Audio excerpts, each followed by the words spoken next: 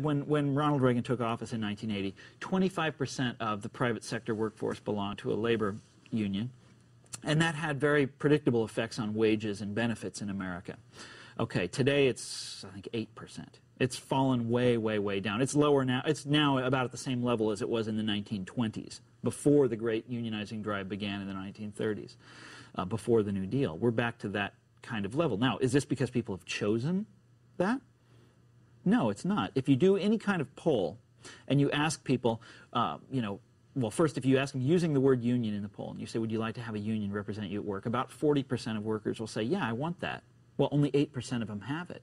If you ask these same people, well, would you like, and you leave out the word union, which is a red flag for a lot of people. If you leave that out and you say, well, would you like to be able to bargain with your boss? Would you like to be able to, to have some say in the way the factory or your workplace is run? They're like, hell yes, of course I would. Then you're up to like 90%, right? But they don't get that. It's next to impossible to organize a union in America today.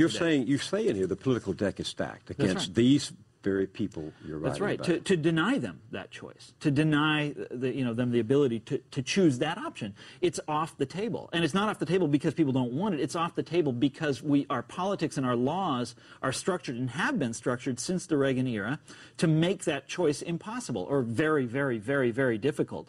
I'll tell you, I have friends who are labor lawyers, and they'll tell you stories that just make you cry. Somebody tries to organize a union in their factory, and immediately they're fired.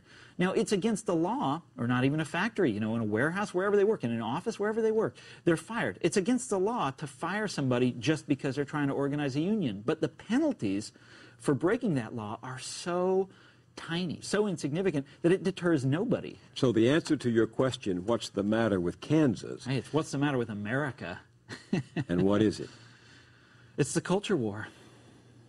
The culture war is what's the matter with us. That we're fighting over cultural issues, fighting back and forth over cultural issues. We fight over the content of Hollywood movies. We vote over the content of Hollywood movies. Congress has no effect on what they do in Hollywood.